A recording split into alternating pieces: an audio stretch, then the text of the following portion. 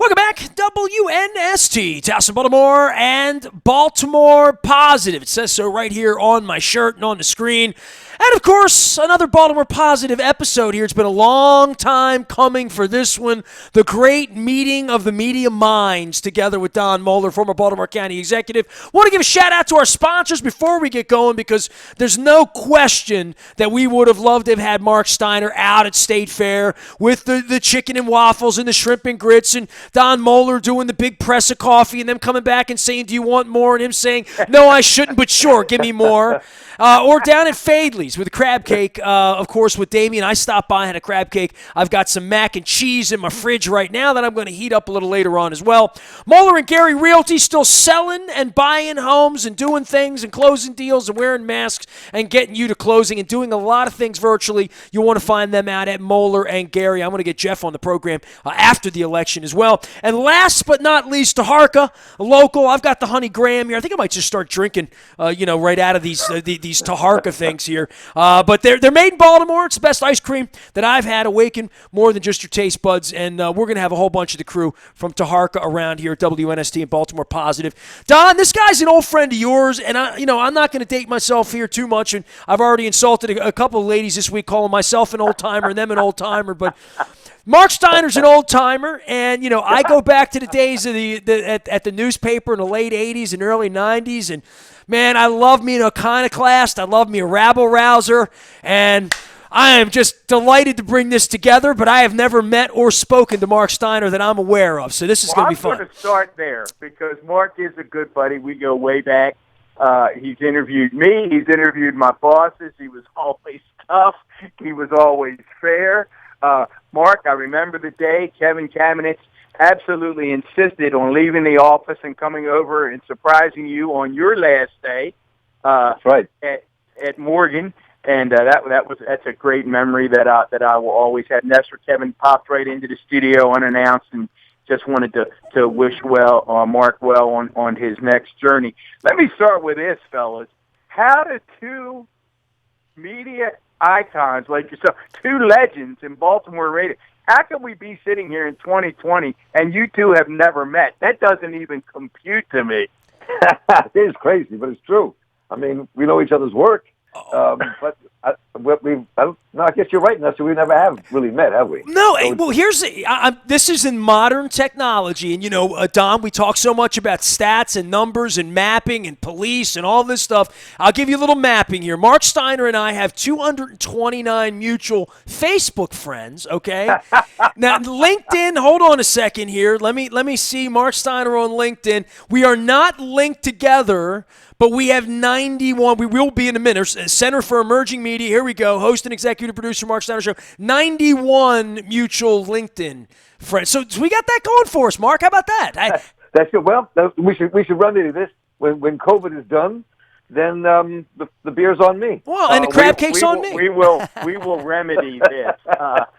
Marc, there is so much to talk about, and in this digital age, you are absolutely one of my favorite Facebook follows because very often you write what I will say are essays on topics, and you have such a diverse group of friends that it really becomes very much like the old barber shop or down at the corner store where people are exchanging ideas. We're going to give you plenty of time to talk about what you're doing, Marc. But before we get to that, let's just talk. I don't normally let Nestor talk about national politics because his head explodes. But we're not going to have you on without getting your take on what in the world is happening at 1600 Pennsylvania Avenue, and then by extension, what it says about our nation. Give me the Steiner take on all this. Oh, I have a couple of quick takes. One is, I think we're facing the most dangerous and important moment in our American political history since the 19th century. And I go back to 1877. 1877 is when Rutherford B. Hayes became President of the United States, and with a minority of the vote. And he was pushed into office by the Redemptionist Democrats, who were the former Southern Confederates and founders of the Klan, and moderate Republicans who were trying to get power back from the radical Republicans who were pushing the Reconstruction. So for Rutherford B. Hayes becomes president. He becomes president and ends Reconstruction and pulls federal troops out of the South. That led to 90 years of abject terror against African Americans in this country. It began the whole system of putting Native people on reservations and went after to destroy the nascent budding union movement in our country in the 1880s. So all that kind of transpired then. And though, as Mark Twain says, history doesn't repeat itself, but it often mimics. And we're in that mimic period. I don't know what it might bring, but what I do know is that the forces around Trump are, to me, more dangerous than Trump himself. And Trump, I think, is like not that bright. I think he's a real huckster, and he just shoots off the cuff because he doesn't think very deeply. But there are men and women around him that have renamed the conservative, really right wing, not just conservative, legal minds and organizations have now placed the third of the federal court judges in place under him. He signs off on whatever they give him. He's surrounded by, I think, people who have some white nationalist and very racist ideologies. And I think that we're really fighting for not just Republican and Democrat or Biden, or Biden versus Trump, but really this has to do with the soul and the future of our country and where we're going. And I think it's that serious a moment. Well, yeah, Mark, Don would always say this is not who we are. 5-6 years ago, when Don's speaking out as much as he did when he worked in government, just saying this is not who we are. And you would sit at football games with me, Don, and say this isn't who we are. Then you become county executive. I don't hear you saying that anymore because, and I did the math in the city, and I know we're going to get to the city vote. City voted 89.5% against Trump. So that's how disliked he is where I live, right? Like 9 out of 10 is where we are. And then I see these national polls and I see 43% or I see 46% on a day, when something went right in the stock market. I am appalled, Mark. It's like so appalled that I don't talk about it as much as I should. And when I do, I want it to have impact because I could sit on social media all day, all night. I could be obsessed with it. I've instead decided to do something empowering about it, as a citizen and turning my conversation away from baseball box scores for 30 years to pull up my old guidance counselor from 1982 at Dundalk High, Don Moeller, and say, Don, I got 168 hours a week of radio here. You know what I mean? Steiner would love to have that. What do we do with it?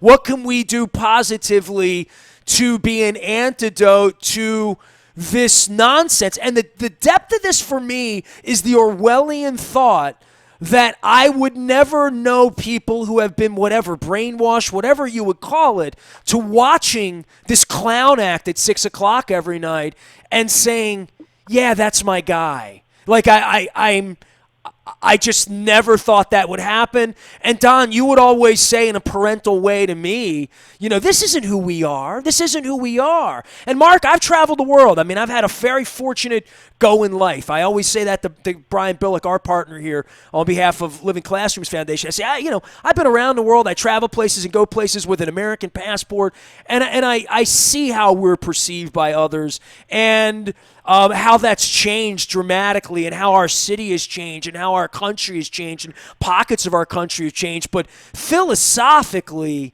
I guess this is who we are because this is who we are right now. But to all of our point, in November, this is where we get to stand up and go back to Don's way of, this isn't who we are. This is unacceptable. It's unacceptable for our children. Since you've invoked that a couple times, and I'm going to throw this back to Mark, I know both of you have seen me express this on social media. This isn't who we are is probably what scares me, and Mark, you alluded to this when you said others being more dangerous than Trump himself. What scares me the most about November 4th, the morning after the election this fall, is that we might wake up and have to look at each other and potentially say, I didn't want to believe this is who we are, but perhaps it is who we are. And Mark, you're such a social historian, and really, I think almost an anthropologist in the way that you look at culture and cultural issues. How do you explain what is happening with that somewhere between 40 and 46, 47, 48% that are just unshakable, and Trump seems to have bought out their worst instincts? Give us a historical or an anthropological look as to what you think's happening there. Oh, well, I mean, let me start off with the positive. The numbers that support Trump and will continue to support Trump, no matter what happens, are, I guess, for the first time in American history, actually not the majority of Americans. With that kind of, with those kind of that kind of thinking, which is a real difference. Our electoral college system is built is really an anachronistic institution that needs to go, and which is why Trump could win again, even without the popular vote. So, I mean, if you think of the history of our country, look, nothing is, when you say that, this is not who we are, in some ways it's not who we are, but in some ways it is who we are. I mean, we've always, it's always been this battle, for want of a better term. It's almost like, almost like a dialectical struggle. It's not, whether both Buddhists and Marxists use dialectics to explain the world. I mean, it's how things interact. And it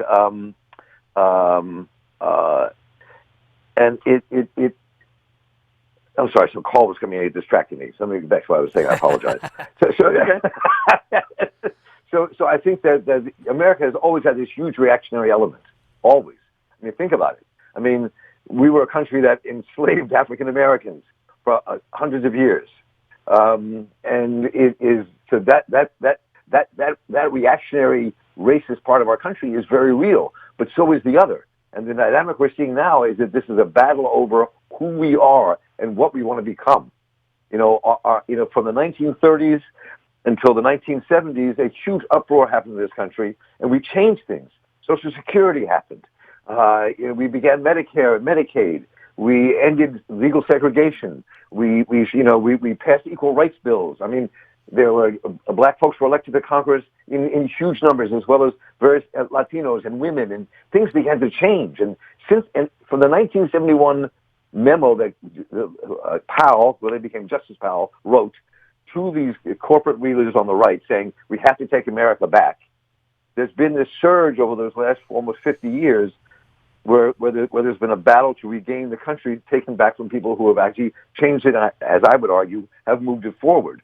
And forces are trying to contain that and push it back. And so I think we're in the most significant political battle of our lifetime. I mean, as a kid, I was in the civil rights movement, and I went to jail a whole lot. I'm proud of you for that, Mark. Well, it was 60 years ago when I walked my first picket line at Mondawmin Shopping Center. Mark, I remember. 14. I'm going to interrupt you because Nestor wasn't there. They had a dinner honoring Mark, and Mark, one of my favorite moments that night. I can't remember who was speaking. It was one of the African American leaders, Nestor, and he joked that when they were in jail or when they were out on the front lines, Mark would be saying, we got to show the man. We got to stand up to the man. We got to stand up to the white man. And finally, Mark's laughing. The African American leader turned him up and said, Mark, you do realize that you're a white man. You remember that story, Mark? I do. Yes, very well. Mark, where did that come from? I mean, Nestor said he's proud of that. Where did that commitment to social justice? I mean, because you said, you've been on the front lines since the 60s, and you've been, assaulted, thrown in jail, beaten up. Where did that sense and that desire to make a difference and fight for social justice come from in your life? I'll tell you really quick, and I don't want to dominate this, but I'll tell you real fast. I have to. A lot of the credit goes to my mother. My mother was a Brit, and who met my father in World War II. She was an ambulance driver who dragged people out of the rubble when the Nazi rockets hit Britain. And she... That's your mom. The closest I've come is I toured the bunkers of Churchill. Just that's the close. But I mean, then I have somebody like you giving me those stories. That's just a little different, you know. Well, I'll give you this. My mother, when she married my dad in '44, and they in World War II, she gave my father Richard Wright's novel Black Boy, a first edition, and said, and the description in the book is for him, so he can understand his country better. So that was my mom, right? So yeah. So when I was 11, I wanted to be a Boy Scout more than anything in the world because Boy Scouts meant so much to me as a little kid, and so I ran downstairs to the kitchen and said, "Mom, I have to be a Boy Scout. I'm going to turn 11." It was at the kitchen table, that breakfast table with Mrs. Moselle Jackson, who was a black woman who was domestic in our home, and her nephew, Mr. Dennis Foster. And I said, Mom said, "All right." She said, "All right, love. We'll sign you off straight away Monday morning, best to Phila." I said, "Mom, I don't want to be in a shoe with all Jews." Of course, this was 57, and everything was segregated in Baltimore. And then Dennis Foster said, "I'm a Scoutmaster. You can join my troop." And I'll never forget my mother. And she tilted her head and had this twinkle in her eye and a smile. And she said, "Oh, that would be a lovely idea." She knew exactly what was. And so I ended up being an all-black Boy Scout troop at the Faith Baptist Church on Ashland Avenue in East Baltimore. Is this the picture on the front of your Facebook? That's my scout troop. That's my scout troop. Well, you know, it is interesting that we'll take this from here to the White House, and then we bring it back down to City Hall. Marc Steiner is with us, the legend, of course, on Baltimore Positive. The Scouts honor, right? Like I probably should Google that and say, what is the Scouts honor, and read it out loud, right? The oath that you take, honorable standards, and then every night we sit up and see absolute dishonor. You know, my father, Don and I had a long chat about my father and my growing. My dad grew up in Scranton, Pennsylvania, and stood in the soup lines in 1929, chicken in every pot, never voted for a Republican again after Hoover when he was 10 years old, you know.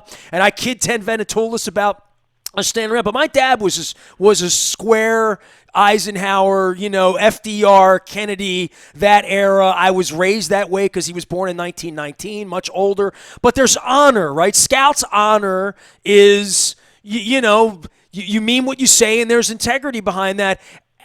That is really the part of this, I think, for all of us who believe we've been raised that way or have had integrity. And Don's told stories about the way he was raised, and we've talked to so many people on Baltimore Positive. One of the recurring themes, as Don would say, is we always ask, how were you raised? And you know, where did this come from for everyone? It is amazing that at the heart of all of this was some sort of Scout's honor, right? For all of us. I remember the oath. I'll tell it, but it went like this, I think. Go ahead. So you put three fingers in the air, which was the Scout salute, right? And you said, "On my honor, I will do my best to do my duty to God and my country, and to obey the Scout law, to help other people at all times, to keep myself physically strong, mentally awake, and morally straight." And then there was the Scout law. And then you said, "A Scout is trustworthy, loyal, helpful, courteous, friendly, kind, obedient, cheerful, thrifty, brave, clean, and reverent." I'm reading this off the internet and mouthing the words while you actually know them. I mean, it's because they actually look. I mean, they're to be raised with what. That's the part of the beauty of America, to me, is that we have a moral core in this country, and despite the fact that our founding fathers wrote these laws for white men of property, they were universal, and they inspired people who are fighting for freedom and equality in our own country and across the globe. Those words, the documents they made, and so and that's part of who we are as Americans, and so we've been fighting that battle since the beginning, and we have an opportunity now to take our country to new heights and be the kind of place that we should be as a nation, that we've always struggled to be. And I think that's the place we find ourselves in at this moment. And to be a Boy Scout, at least back in our days, meant that was part and parcel to that. It was you were a Scout, right, Don?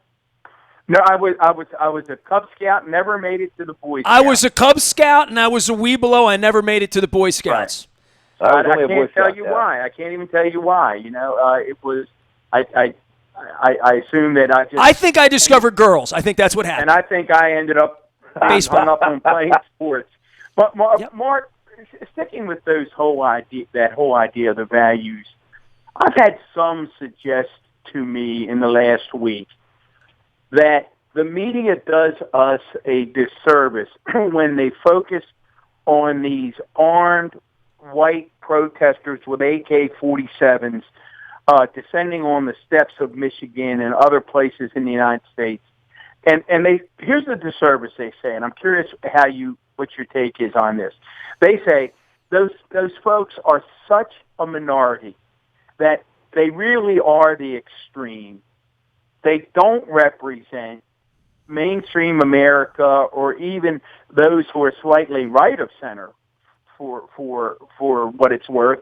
That they're really a minority, and by shining the light on them, we make them appear bigger than they are. What's your take on how those kinds of protests of these folks with AK-47s in the streets should be covered? Well, it's a really difficult question. I mean, from the days of when I was just doing the journalism straight up, you know, you've got to cover it because it's there and it happens. You can't ignore it. But you know, I think that they're a very, how can I put this? It's a really dangerous element. I mean, I remember one of the things that I saw on Facebook once from one of the people I know who's a really avid Trump supporter, and it was on there. It said, "American hunters are the third largest army on the planet. We know how to stalk, shoot, and take down what we want." And so I don't take that lightly. Right. I mean, look, I've hunted before, so I'm not anti-hunters. I'm just saying that particular statement was like, it said to me that what we face is a clear and real danger. Well, it's the first time in the history of mankind that, within my breathing space, there are people with machinery that could take out the whole neighborhood. Yeah. No, and look, I mean, there was an article in Truth Out, I think that was written recently by a guy named Chauncey de Vega about the far-right extremists and their hope to incite a civil war. So they may be a minority, but they're a significant minority of 6 to 10% of the American people. And it doesn't take that much to foment and create that kind of armed violence. It doesn't take that much to start.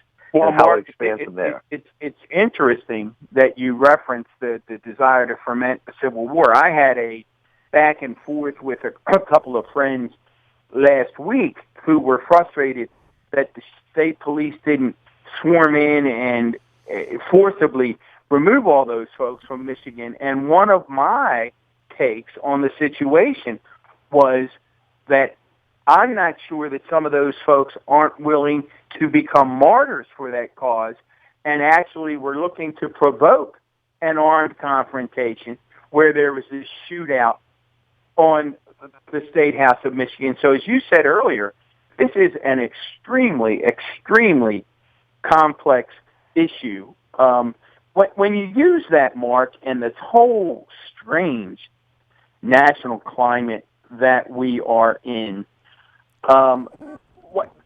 what do you make of the presidential election as it's going to evolve? Joe Biden, who sort of has to have been locked in his basement as a result of COVID, regardless of who he picks as his vice presidential candidate. What's your sense of how this election is going to play out and what the strategy is going to be on both sides? Well, I think that, first of all, the Republican Party at this moment has a unshakable vote that is not going anywhere. And that vote is anywhere from 40 to 48% of the American people voting. Right? I agree. That's unshakable. That's how deep that divide is. And I think it's almost it's like in the city election. Like Sheila Dixon has an uncheckable vote that will never go anywhere. And we'll get to that. About 20%. I'm not comparing her to Trump. No. But you see her. But we're going to talk about the city election. But since you brought it up, do you see that it's about her vote somewhere between 20 and 23%? It's not going anywhere. It's possible. It could be that high. Yeah, it's possible. Okay. It's possible. I'm sorry. We'll go back to the seat. Jump back to the national race then. But my biggest fear in that election is the Democrats don't have their act together. They really don't. I mean, strategically, I don't see the National Democrats really organizing it the way they have to organize it to win this election. I mean, they have to realize that we are stuck with an electoral college, and so the majority of people in New York and California and Oregon and Washington and other states may vote for Biden and Democrats. But if they don't focus on the states that are possible swing states and states that can swing over, they're going to lose the election. And I think that's the real danger here. Now, that my fear is that they don't have it together, that the Democratic establishment is so hung up and worried about blunting the power of the progressive movement, the left, however you want to call it, inside the Democratic Party, that they're spending too much time focusing on that and not enough time focusing on what it means to stop Trump from winning again. That's my biggest fear. All right, Mark, I'm gonna say that you get a phone call this week, and it's from Anita Dunn, one of Joe Biden's senior advisors, and she says, Mark, I've been following your career. We want you on the inside. We want you to be in a kitchen cabinet. Give me 5 things that you would say to the Biden team that they ought to be doing right now. 4 or 5 things. You need to have a ground game in the swing states and the 3 states that went to, especially those 3 states that went to Trump in the last election, in Michigan, Wisconsin, and Pennsylvania. You've got to really focus on those 3 places, pull out the vote, organize the vote, reach out to the communities of color, reach out to the disaffected working class, reach out to the basic supporters, bring them in to vote and make sure they get to the polls or they get their ballots mailed in. And because you're going to have to battle against the voter suppression, which they're going to attempt to do. So that's A. B is to really come up with a truce inside the Democratic Party and reach out and saying we have to unite here, and get Bernie and get AOC and get Ed Markey and others to reach out to their constituents and say, we really need you to unite, and this is what we're gonna compromise here so we can unite. That's really difficult to do where they can't get in a room and get on a plane, and there can't be trust established when you're trying to put together a cabinet, not only to run the country after you win, but the lead up of having some level of confidence, whoever those people in the middle are that are going to make the difference, especially in those states, they have to be bought in, which is there's only going to be one vice president, right? I mean, he can offer different things to different people, but what it means to the electorate is probably about who he picks as a VP, right? People always historically say that VPs don't make much difference when you're running in an election, and I think that was historically true. It may be different now, especially given the racial and gender dynamics in this country. So, I mean, I think politically, I said that it makes more of a difference now. Though, I mean, the Democrats need a strategy that's really kind of layered, depending on who they're talking to and who they're trying to pull out. I mean, the African American community and the Mexican American community, Puerto Rican community, other Latino communities are going to come out for Biden in large majorities. Well, I think the amazing part is 9 weeks into a pandemic that the country is not completely up at arms at how the country's been run. Like the fact that so many people I know that pulled the lever for this clown still somehow all this way through defended.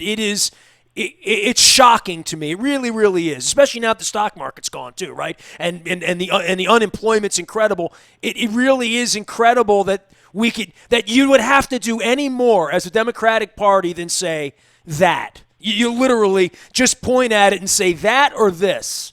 And the fact that they can't do that's astonishing to me. This late in the game where I can't leave the house without a mask and gloves, right?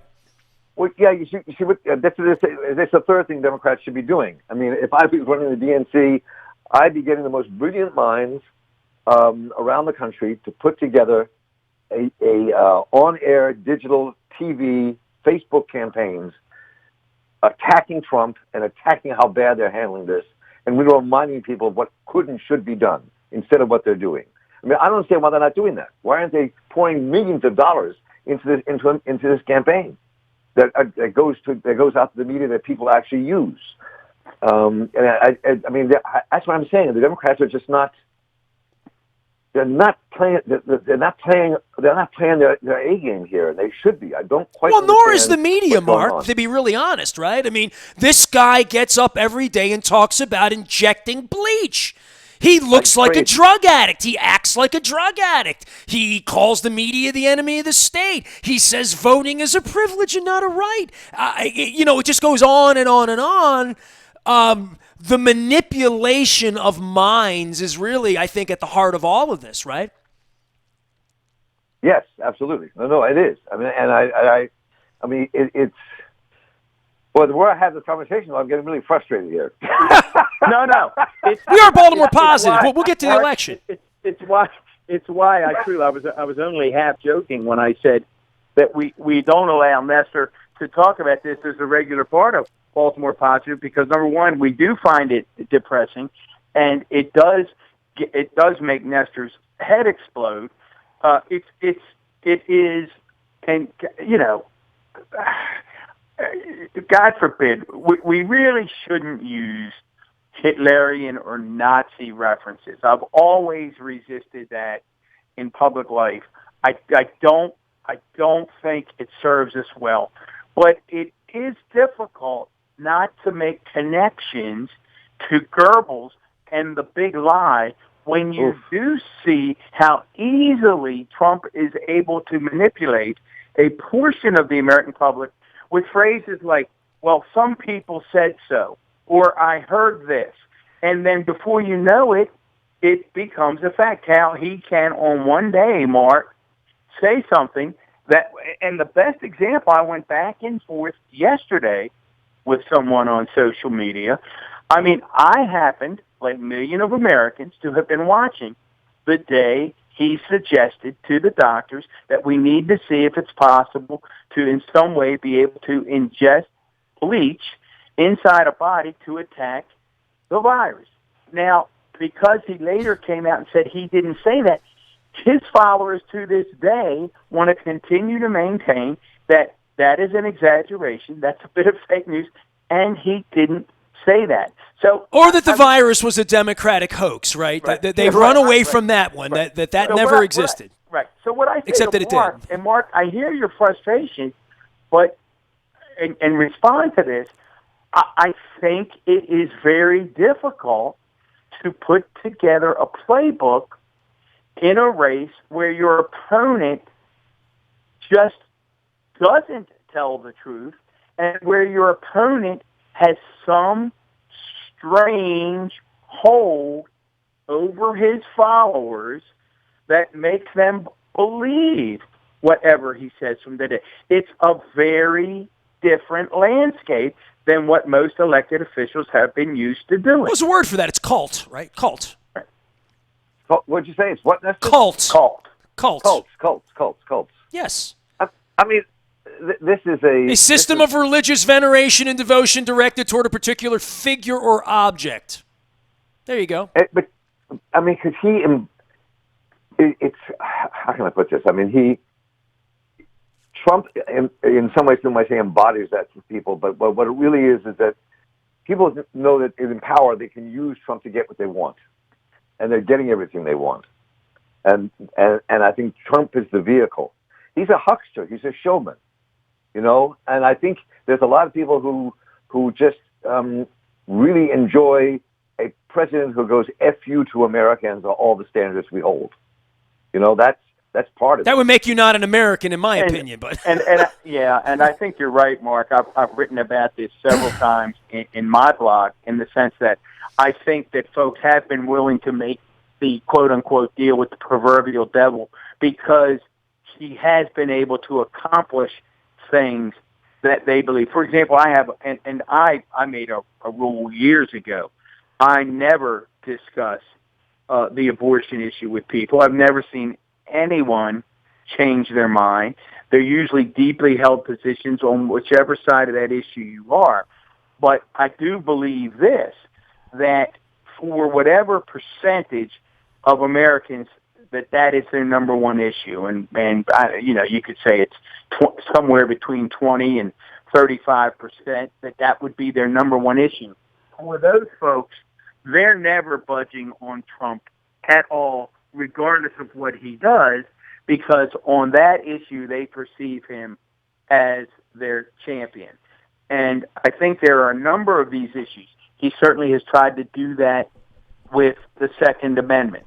So I think he's masterful at identifying what we would call these sort of big cultural issues and making, which you identified earlier, Mark, that 40 to 48% say, I may be crazy as hell, but on these big issues I've got your back, and they don't. And that to me is what makes possible another electoral college victory. Well, the fascinating part is the 20 to 35% also don't realize that he's also paid for abortions as well, right? So doesn't even really share their belief.